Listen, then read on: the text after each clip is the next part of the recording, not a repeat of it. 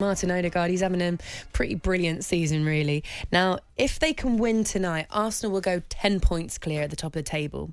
And Odegaard features across the newspapers today, so we're going to get more on this now with Super Sam. Hello, Samuel. He's having some season, isn't he, Woodsy? Yeah. Outstanding Odegaard, showing his real value, is a headline in the Mail. Really good piece by Pete Jensen on him joining Madrid as a 16-year-old, how it didn't work out for him, and sort of how that move to Arsenal came about. He says this morning Real Madrid are fond of buying the Premier League's best players. They signed the competition's poster boy Gareth Bale in 2013 and Eden Hazard in 2019. Martin Odegaard's early candidacy for Player of the Season represents a major role reversal. No one is playing better than Arsenal's Norway midfielder, and he is someone Madrid gift wrapped for the Gunners in 2021. And they go on, Laura, and talk about how he joined as a young boy. He was promised the world, including his father was given a role in the club's youth academy, and there were assurances about how quickly Martin would be fast-tracked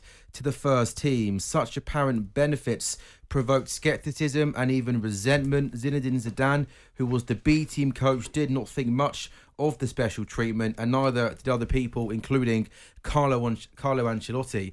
They needed funds. They decided to sell Martin Odegaard. He, of course, joined Arsenal on loan originally, Laura, in January 2021. I'm not an Arsenal fan. I think he's the best player in the Premier League this season. Absolute joy to watch. Be honest, when he turned up 18 months ago, could you, in your wildest of imaginations, have pictured it of going so perfectly for Martin Odegaard? No. I think a lot of people were sleeping on Arsenal in general.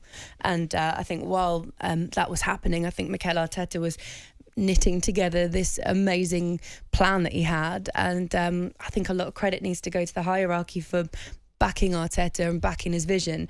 Then you look at the players that he brought in, and then you look at the price tag. I remember at the time going, Martin Odegaard for 30 million, and I hate myself for even questioning that. I hate myself for that. But I love this Arsenal side. I think the vision as well from Mikel Arteta to give Martin Odegaard the captaincy as well. Hey, look, they see things that we don't, obviously. They see how this guy operates in training and around the club.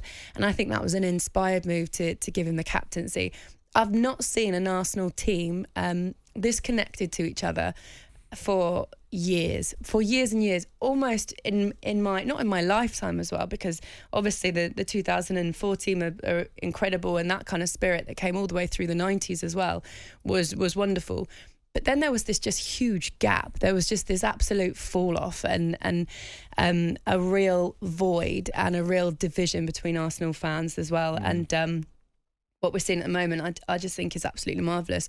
I don't think he's far off being one of the best players in the league at all. I think he is one of the best players in the league. I think he's so key to everything as well. His vision, his passing, the way he kind of knits things together, some of his clever little bits of play as well. I think he's such a special player. And I think he's wicked as well when you speak to him as an interviewee. When I watch his interviews, I find him really engaging. I just think there's something very special brewing at Arsenal. I hope they can keep hold of it. And if they manage to beat Newcastle tonight, hey, look, if this was Newcastle a couple of weeks ago, I remember with our family as well, because we're obviously divided, Arsenal and Newcastle. We've had our eye on this fixture since it came out, and we've been looking at it going, right, we've got to go to that.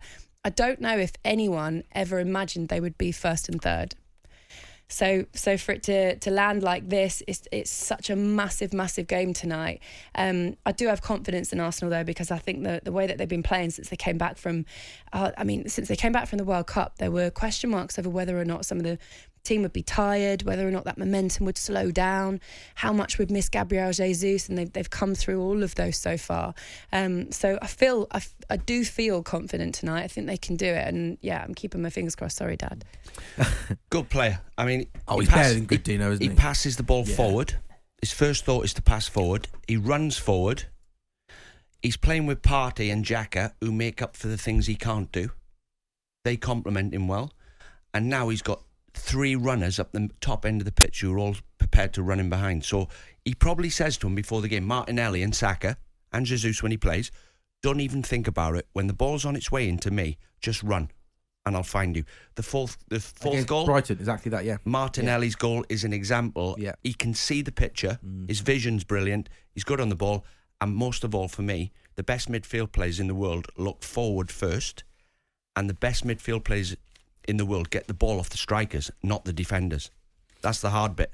He does both. Look, Mikel Arteta's doing an amazing job at Arsenal. We know as well Eddie Howe's doing an incredible job at Newcastle. Any Newcastle fans, your dad included, Laura Woods, go and get a Telegraph this morning. There's a great piece by Luke Edwards, very well connected with the club, in-depth analysis on how Eddie Howe, in a very short space of time, has turned them around from being relegation candidates to potential title candidates. Howe's habits is the headline. He talks about his obsessive nature with his long hours, remarkable digital database, and personal touch with players, all key elements to Newcastle's rise. And money. That's well. You left money out. They've had some money to spend, but maybe not as much as perhaps some people thought they would spend. I think that's harsh just to say. I think it's a lot more than money. I'm not saying just that. It's not harsh. I agreed with everything you just said, but don't forget to add on the money. Yeah, that makes a difference. But it's got them to a position where they can compete with other teams that have had money for a lot longer, and to turn it around that quickly. I think the two clubs that we see tonight have two of the very best coaches in the Premier League. Absolutely, I really do, because you deal the hands that you're dealt, and obviously the money comes down from up above. But then you have injuries, and you have all these different things to contend with. And Eddie's management of the players that were already there, Dino, I think is exceptional. But you're right. Look, it's the Premier League, isn't it? Of course, money is a huge factor. But they go head-to-head tonight. I can't believe it's going to be a brilliant game, and I can't believe I'm going. I'm so excited. If you are going as well... Who are you worried about? Which players, Newcastle players, are you worried about right now?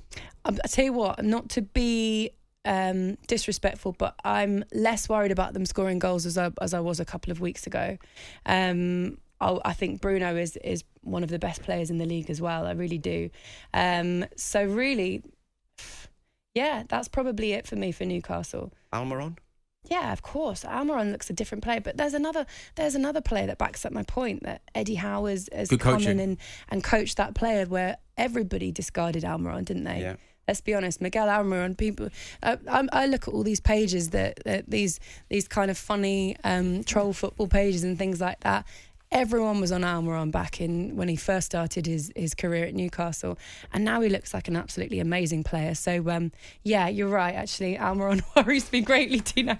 Thank you for reminding me about Almiron and that. Guimaraes, no one really, just those two players. No, I don't mean no one worries me, but I mean that they're coming up against Arsenal, that I feel that they could handle them. But we'll see, Dean. I can't wait for the game. Yeah, I can't wait for it either. Arsenal against Newcastle tonight.